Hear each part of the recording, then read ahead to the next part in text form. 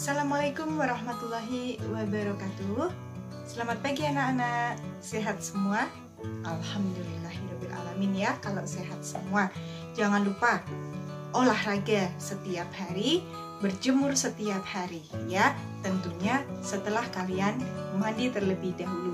Dan jangan lupa makan makanan yang sehat ya. Jaga selalu kesehatan supaya kita terlindung dari segala penyakit. Khususnya saat ini kita sedang terancam penyakit yang disebabkan oleh virus COVID-19. Ya anak-anak, pada pagi hari ini kita akan mempelajari tema 1 ya, subtema 1. Tapi sebelum itu mari kita sama-sama berdoa supaya belajar pada hari ini bisa lancar ya. Berdoa menurut keyakinan masing-masing, mulai.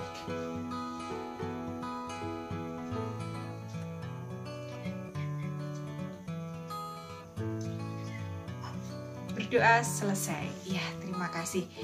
Ya, anak-anak, biasanya kalau pembelajaran seperti biasa, ya, Bu Dewi akan mengabsen satu-satu. Tetapi kalau pembelajaran seperti saat ini tidak memungkinkan ya anak-anak. Semoga setiap anak ya, 40 anak di kelas 4 bisa mengikuti pembelajaran pada pagi hari ini dengan lancar. Jika ada yang tidak bisa mengikuti pembelajaran melalui video ini, Bu Dewi harap bisa langsung konsultasi ke sekolah tapi orang tuanya ya, anak-anak nggak boleh datang ke sekolah.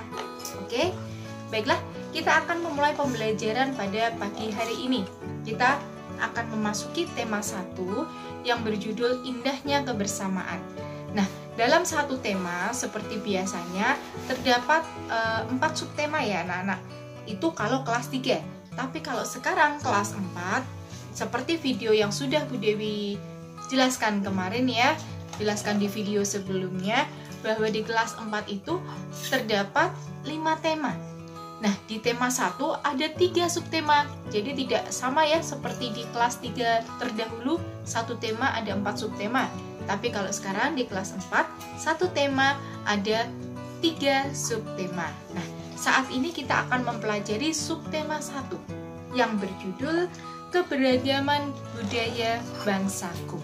Baiklah anak-anak, simak baik-baik video pembelajaran dari Bu Dewi. Simak sampai selesai karena di akhir video ini nanti akan Bu Dewi beri tugas ya.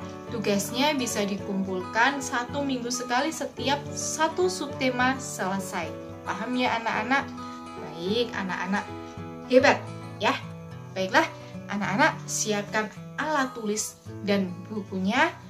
Simak baik-baik apa yang akan Bu Dewi jelaskan. Oke? Mari kita mulai pembelajaran pada pagi hari ini.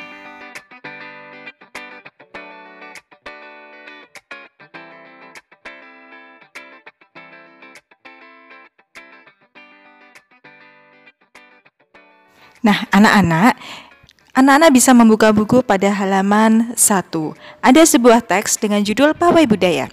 Nah, anak-anak belajar membaca ya. Dan coba perhatikan, kira-kira anak-anak bisa nggak menemukan teks itu bercerita tentang apa ya? Nah, setelah membaca teks tersebut, anak-anak memperhatikan ada beberapa paragraf. Setiap paragraf terdiri dari gagasan pokok dan gagasan pendukung.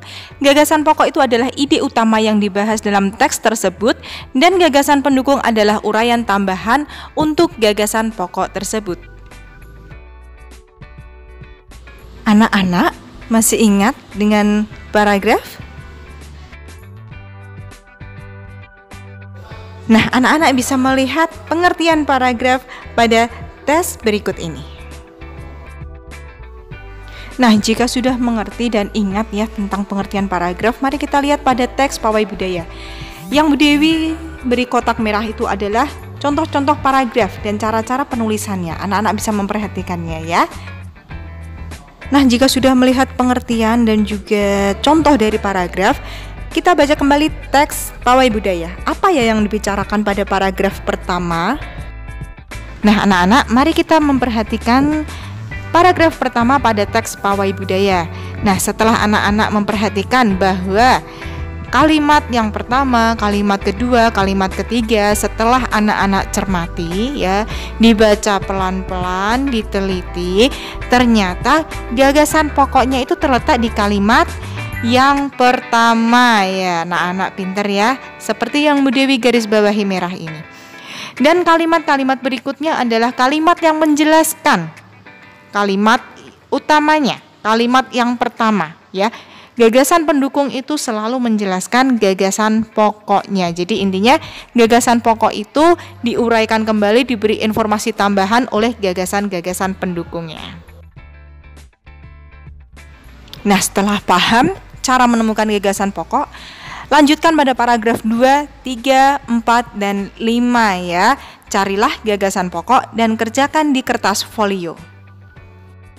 Nah, anak-anak, setelah membaca dan melihat teks bacaan yang berjudul Pawai Budaya, kita dapat mengetahui ternyata budaya bangsa Indonesia sangatlah beragam. Apa ya yang membuat setiap budaya di Indonesia itu berbeda? Lalu sikap apa yang seharusnya kita terapkan dalam menghadapi perbedaan tersebut? Nah, anak-anak, sebagai warga negara yang baik, kita harus menghargai dan menghormati setiap perbedaan yang ada di Indonesia. Keberagaman di Indonesia sangatlah banyak. Keberagaman bahasa daerah, suku daerah, seni tari, alat musik, dan lain-lain. Keberagaman ini terjadi karena Indonesia merupakan negara yang terdiri dari berbagai macam kepulauan dan memiliki penduduk yang jumlahnya sangat banyak dan terbagi-bagi menjadi suku-suku daerah yang beragam berikut budayanya. Nah, salah satu keberagaman budaya Indonesia adalah alat musik. Nah, setelah ini kita dapat melihat contoh-contoh alat musik tradisional di Indonesia.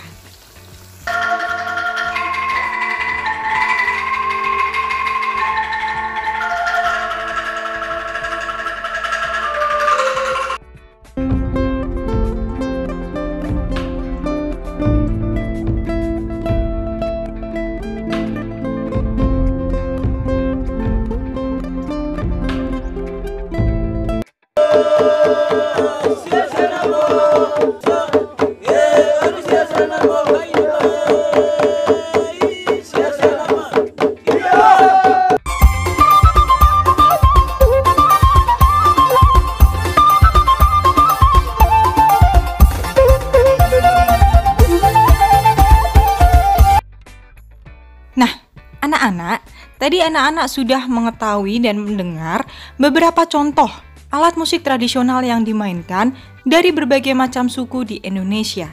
Alat musik itu dapat menghasilkan bunyi yang indah sesuai dengan cara memainkan alat musik tersebut. Nah, anak-anak, di sekitar kita banyak terdapat benda yang bisa menghasilkan bunyi. Semua benda yang dapat menghasilkan bunyi disebut sumber bunyi. Coba anak-anak cari benda apa saja yang bisa menghasilkan bunyi. Lalu, kenapa ya kita bisa mendengar bunyi? Nah, berbagai macam benda yang bisa menghasilkan bunyi di sekitar kita, contohnya adalah peluit. Peluit disebut sumber bunyi karena bisa menghasilkan bunyi dengan cara meniupnya. Kita harus bersyukur pada Tuhan Yang Maha Esa karena kita telah dianugerahi indera pendengaran telinga sehingga kita bisa mendengar dan menikmati berbagai macam jenis bunyi. Nah, bagaimana ya cara benda menghasilkan bunyi?